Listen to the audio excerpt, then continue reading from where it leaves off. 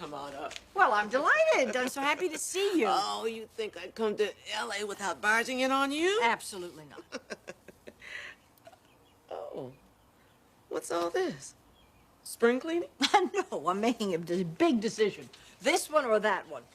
Well, depends upon the occasion. Well, it's a dinner date, actually. Oh, something special, I see. Very. And, who are you having dinner with, Stephanie? Well, if I'm forced to tell the truth, I haven't even discussed it with him yet.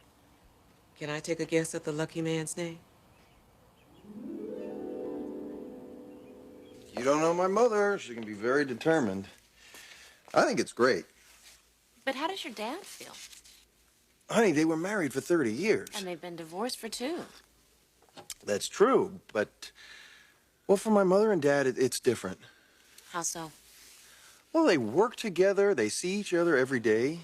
Their divorce was very different from other divorces. You're really hoping for this, aren't you? They're really good for each other. Sweetheart, isn't there one thing you're forgetting? What's that? Your father. He's involved with another woman. How involved do you think they really are? I don't see them living together. Well, that's true. And now that the paternity thing is out of the way... Yes, and I'll tell you something. Mother would have made a play for Dad even if it had turned out that he was the father of Brooke's baby. That's interesting. What? Your mother. She never really did believe in your father's marriage to Brooke. I'm not sure any of us did. You want me to tell you why? Because, and you have to admit this, your entire family knows that inevitably, Ridge and Brooke will end up together.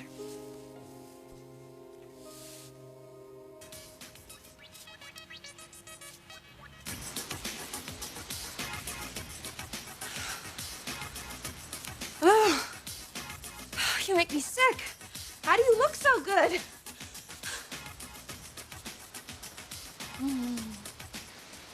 You didn't have 2 kids, that's how.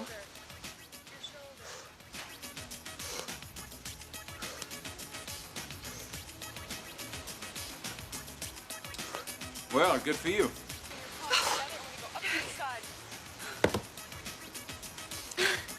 How are you this morning? Fine. Excellent, really. Oh, good. Well, that's good. Where did you spend the night last night? At the club. I just thought I'd stop by and pick up a few things while Eric Jr. was away at nursery school. Well, that's a good idea. I talked to my attorney this morning. Our divorce should be final in about a week's time. How do you feel about that? All right. Fact is, I should let you know I plan to marry Sheila very soon. Well, you shouldn't waste any time. Actually, I think I wasted enough time already. I'm sorry, Eric. No, that's all right. These things happen. I'm just anxious to move on, that's all. So am I. That's another reason I stopped by to ask you about that. Ask me about what? Your plans for moving on. What do they entail, Brooke? And who do they involve?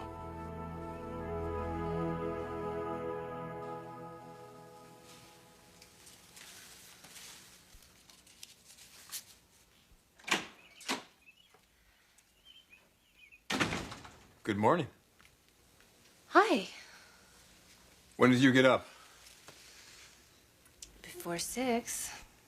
You've been swimming all this time? Swimming. And thinking. Let's talk.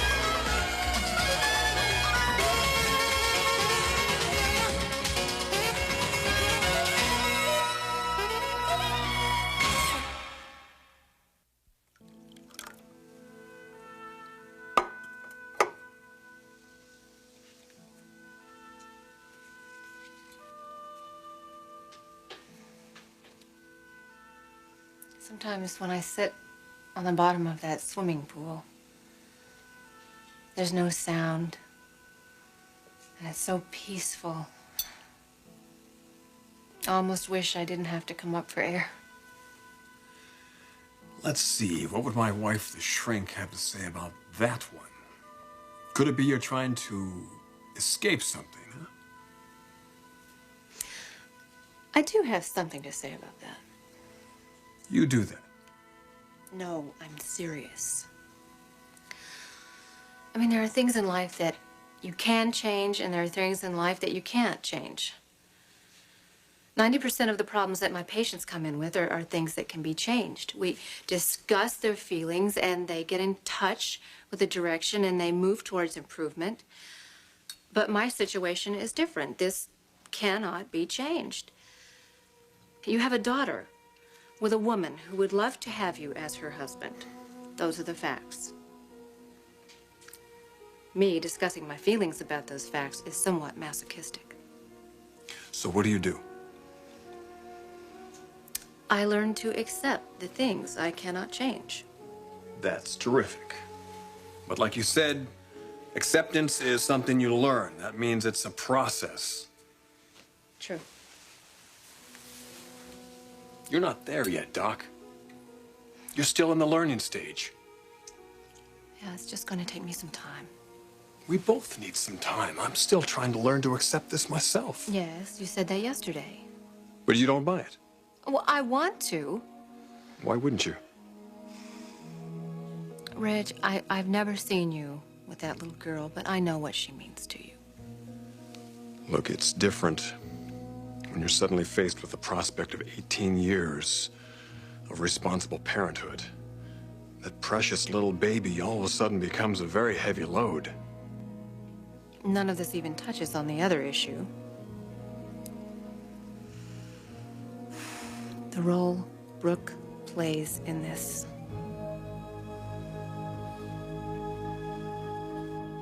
I don't understand your question, Eric. You don't? I thought it was pretty clear. You want to know what my plans are for the future? Yes, that's right. Why are you asking? Out of concern for me and my children, or do you have another motivation? Well, Brooke, I said all this yesterday at the hospital. I want this to be a time of coming together for everyone. Well, I'm certainly not opposed to that. Well, you need to be a lot more than just not opposed to it. You, of all people, need to take an active part of it. So I have to take responsibility to make sure that nobody's feathers are ruffled. Well, it's your responsibility to respect the family unit. Now we're getting to the nitty-gritty. Why didn't you just say so in the first place? Say what? Say what you're thinking, what everybody's thinking. That if anything happens to Ridge and Taylor and their marriage, I'm going to be the one to blame. You're going out with Eric tonight. Well, as I said a moment ago, I haven't really even asked him. But somehow, I don't think you see that as a problem. I suppose I don't. Things must be heating up for you two. No, I wouldn't go that far. Warming up? Well, he is getting a divorce, yeah. Which doesn't surprise any of us, does it? Well, actually, the person I feel badly about in all this is Eric. Eric? What about you? Oh, Ruth, if truth is told, I'm as much to blame as Eric is for the breakup of our marriage. I chose to ignore those early warning signs. I let the situation deteriorate. Of course, Brooke was pretty quick to take advantage of the situation. But if I hadn't allowed it to deteriorate that way, she'd never have gotten her foot in the door in the first place. But that's beside the point. Past, it's all over with. Brooke, of course, has done her usual damage and is making a quick exit out the door. And I say good riddance. Indeed. But wasn't there someone else in Eric's life? Sheila. Isn't that her name?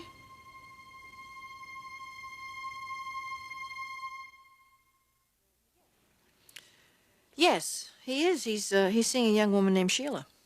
How does Eric feel about her? Well, he doesn't discuss her with me a great deal, but I just don't think it's there. She's actually quite beautiful, but you know, There's something mysterious about her. My instinct tells me that she's hiding something.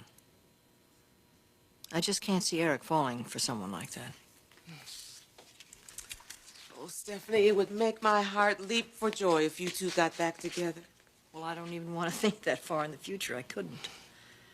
For the moment, Eric is alone, and this family has a major crisis we've got to deal with.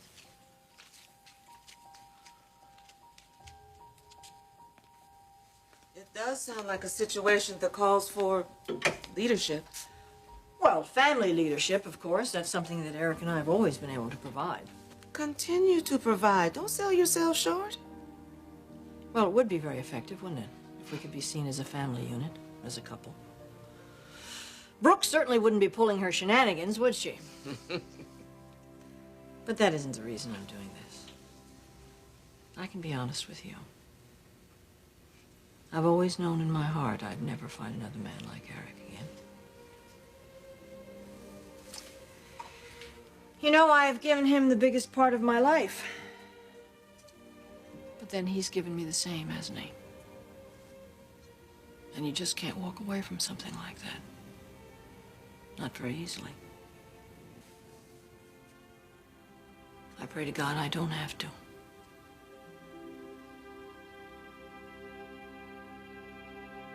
Here we go with that again. Well, it's true, isn't it? What? That my entire family thinks that Brooke and Ridge are destined to be together? No, it isn't true. Oh, Thorne, you just have to look at them to see that they're crazy about each other. Karen, Brooke is like a very stiff martini, and Ridge is like an alcoholic, and every time he passes her, he gets that itch. But that doesn't mean that he's going to make a move on her. He'll suffer, and he knows that. We're not talking about cocktails here, Thorne. We're talking about two human beings with a history. We're talking about desire and passion and hunger.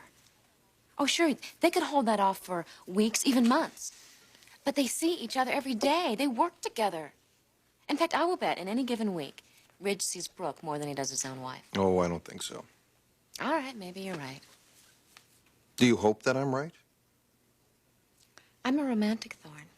When I see people yearning for each other, I want them to be together. And what about you, Mr. Forrester? When you see a woman yearning for a man, how does it make you feel? I'm not sure I'm going to even touch that one. Oh, go ahead. Touch. Weren't we just talking about Ridge and Brooke? Yes, we were, but now we're not. No, we're not. And I think you have to go to work, don't you? Well, I am the boss, and so are you. That's true. So what are you gonna do about it, boss?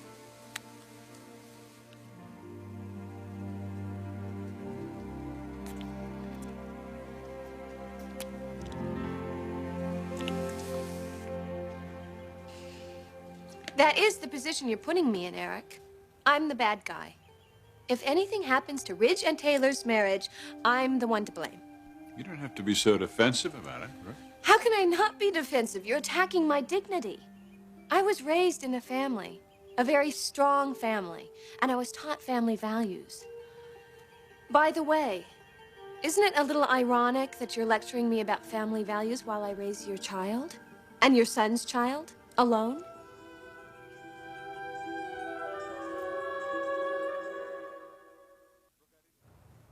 Brooke, I didn't come over here to argue with you. Then why don't you tell me why you did come here? I came over here to pick up some clothes and to tell you about our divorce and to keep the lines of communication open between us. Eric, they've always been open. Why would you suddenly think they're not? Of course. You've been talking to Stephanie. Brooke, I have some very real concerns about this family. She shares them with me. Well, I share them too, Eric. That is, if this family includes my children, which I assume it does. Of course it does. I wonder if Stephanie would agree. Keep it up, Brooke. You know, what does this kind of talk accomplish except to promote further division in our family? Eric, I don't want you caught in the middle of my battle with Stephanie. I don't even want there to be a battle. Well, there is, and I see no move on Stephanie's part to bury the hatchet. Well, I see no move on your part to do that either. Well, what What can I do to please her? Tell me, and I'll do it. See, you can't tell me because there's nothing I can do to please her. Her mission in life is to destroy me. Brooke, don't over-dramatize. Look, you want to please us. You make us a promise. You promise us not to pursue Ridge. And damn it, you keep that promise. In other words, make a promise at the expense of my child. Eric, Ridge is in love with this little girl, and she just adores him. Think about their bond, the closeness they have between this incredible little girl and this wonderful father. She's gonna want to spend all of her time with him. And if, just if, my baby and I become more important to Ridge than Taylor is, I am not going to refuse him. Stephanie can call it pursuing Ridge. You know, I really don't care what she calls it. But personally, I think Ridge would rather spend time with his family than with some woman he never should have married in the first place. Now, if you'll excuse me, I have to go nurse your granddaughter right now. Your son's only child. Eric, don't ask me to deny her a live-in father, if that's how it turns out. Just don't ask it.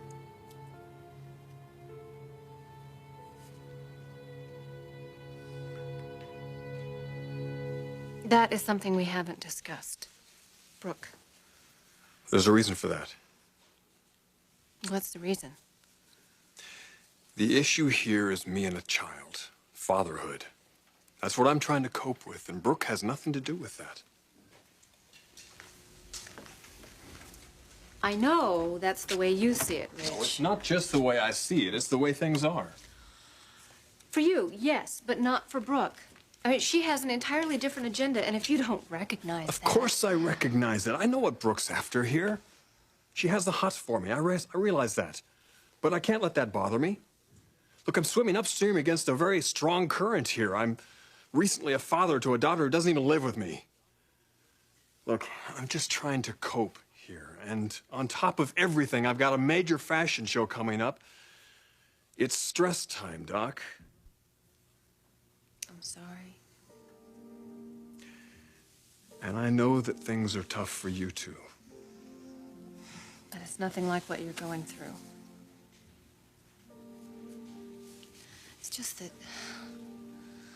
a child is something so intimate. It's such a perfect symbol of love, and I wanted to be the first one to give that to you.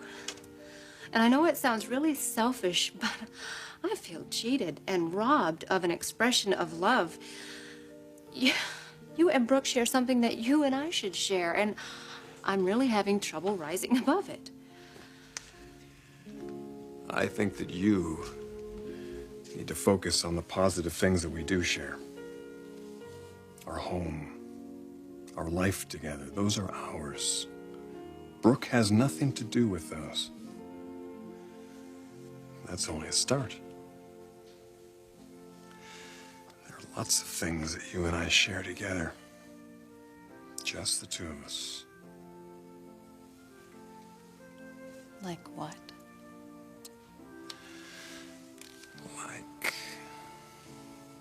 this.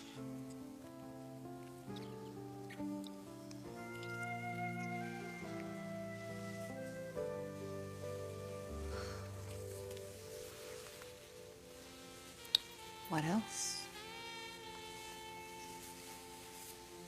This.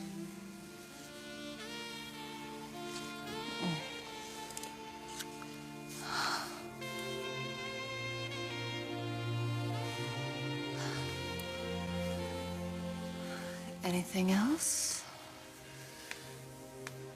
Yeah.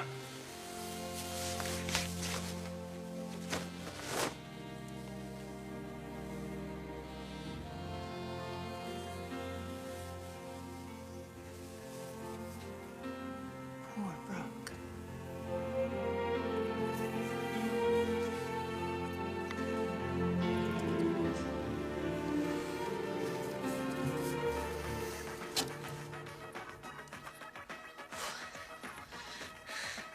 It won't be long now, Ridge. You, me, and our daughter living together. The way it's supposed to be. It won't be long.